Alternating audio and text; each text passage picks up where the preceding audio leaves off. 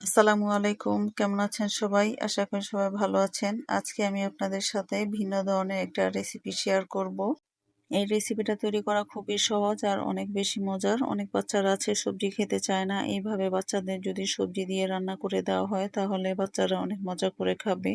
আর শীতের দিনে যেহেতু অনেক রকম সবজি পাওয়া যায়, তো যে কোনো সবজি দিয়ে এইভাবে রেসিপিটা তৈরি করা যাবে। তো চলুন আজকের মূল রেসিপিটা দেখে নিই।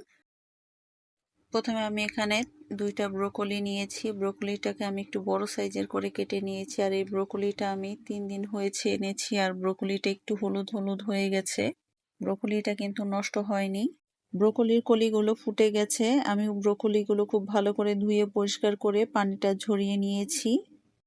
এবার আমি ব্রোকলিটা রান্নার জন্য কিছু মশলা তৈরি করে নিব। এর জন্য আমি নিয়েছি এখানে 22টার মতো কাঠবাদাম, হাফ চামচ নিয়েছি কালো গোলমরিচ, আর এখানে আমি নিয়েছি জয়ফল। জয়ফল 8 ভাগের 1 ভাগ নিয়েছি।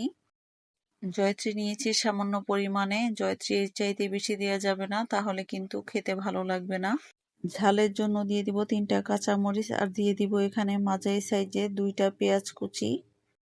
সবগুলো আমি একসঙ্গে বেটে নিব। আপনারা চাইলে ব্লেন্ডারে ব্লেন্ড করে নিতে পারবেন। প্রথমে একটা প্যান বসিয়ে দিয়ে দিব 1/4 কাপ সয়াবিন তেল, আর সাথে আরো 2 টেবিল চামচ সয়াবিন তেল দিয়ে দিব। তেলের পরিমাণটা একটু বেশি দিতে হবে। এখানে দিয়ে দিব ঘি। ঘিটা পরিমাণ মতো কম বেশি করে নিতে পারবেন। দিয়ে দিব হাফ চা চামচের থেকে একটু বেশি লবণ। তেলটা খুব ভালোভাবে গরম হয়ে গেছে। লবণটাকে আমি খুব ভালো করে মিক্স করে নিয়েছি। এর মধ্যে দিয়ে দিব আমি ব্রোকলিগুলোকে আমি তেলের মধ্যে হালকা করে ভেজে নিব। ব্রোকলিগুলোকে অবশ্যই তেলের মধ্যে ভেজে নিতে হবে, এতে করে টেস্টটা অনেক বেশি ভালো হয়। আর ব্রোকলিগুলোকে অনেক বেশি ভেজে একেবারে নরম করে নেওয়া যাবে না। আর ব্রোকলিগুলোকে কিন্তু আমি হাই হিটে ভেজে নিয়েছি। দেখে বুঝতে পারছেন ব্রোকলিগুলোকে কেমন করে ভেজে নিয়েছি। এর চাইতে বেশি ভাজতে যাবেন না, তাহলে কিন্তু খেতে ভালো লাগবে না।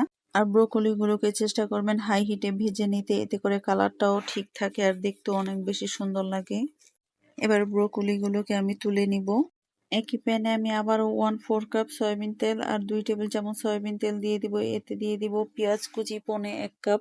পেঁয়াজটাকে খুব ভালো করে বাদামি করে ভেজে নিয়েছি। আর এই পেঁয়াজ বেরেস্তা থেকে আমি কিছুটা পেঁয়াজ বেরেস্তা একটা বাটিতে তুলে রাখবো। এটা রান্নার শেষে আমার কাজে লাগবে।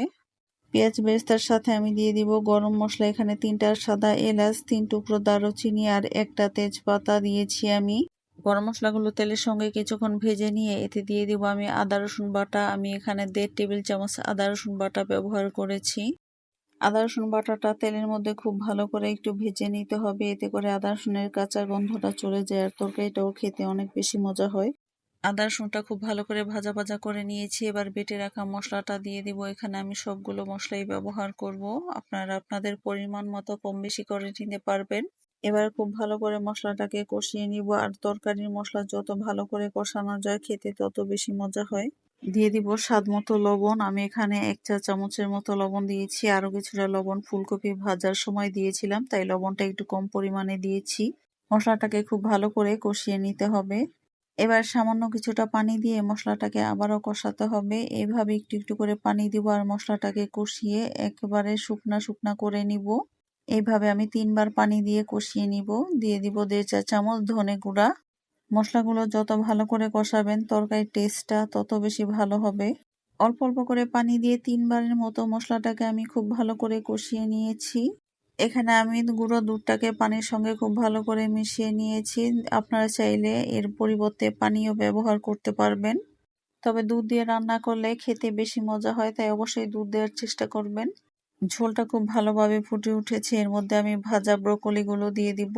আপনারা চাইলে এই রেসিপিটা ফুলকপি দিয়েও করতে পারবেন। ফুলকপি কেন, যে কোনো সবজি দিয়ে এই রেসিপিটা করা যাবে। আপনারা চাইলে আলু দিয়েও এই রেসিপিটা করতে পারবেন। আর আলুর কোরমার রেসিপিটা আমার চ্যানেলে দেয়া আছে, চাইলে দেখে নিতে পারেন। ব্রোকলিগুলোকে খুব বেশি নাড়াচাড়া করা যাবে না, তাহলে কিন্তু ভেঙে যাবে। দিয়ে দেব 3 থেকে 4টা কাঁচামরিচ। ঝালটা আপনারা আপনাদের পছন্দ মতো কম বেশি করে নিতে পারবেন। এবার ঢাকনা দিয়ে ঢেকে রান্না করে নিতে হবে সিদ্ধ হয়ে যাওয়ার আগ পর্যন্ত। আর ঢাকনাটা খুলে একটু বারবার নেড়ে দিয়ে আবার ঢাকনা দিয়ে ঢেকে রাখবেন, নয়তো বাদামের কারণে তলায় কিন্তু পুড়ে যাবে আর খেতেও ভালো লাগবে না। এবার এতে দিয়ে দিব আমি 3টা কাঁচামরিচ ফালি। ঝালটা আপনারা আপনাদের পছন্দ মতো কম বেশি করে নিবেন। এবার ঢাকনা দিয়ে ঢেকে চুলার হিটটা মিডিয়ামে রেখে রান্না করে নিব আধা ঘন্টার মতো।